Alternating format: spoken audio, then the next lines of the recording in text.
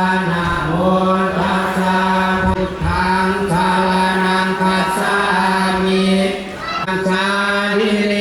จาปิสัพพะทังสารนังคัจฉามิสรณะขมานังนิทิตังสาธุมะพันติเวรมณีสิกขาปะทังสมุสาวาทาเวรมณีสิกขาติยามิสุรามิระยะมัจจปะโสนาเวรมณีสิกขาปะทัง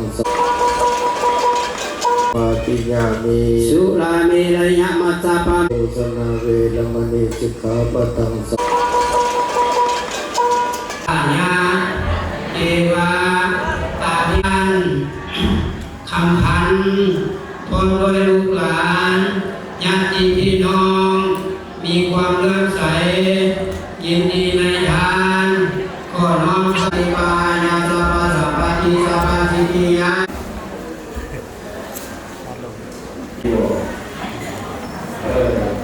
สวรรค์ที่เสียงไฟสวรรค์ที่เสียงธรรม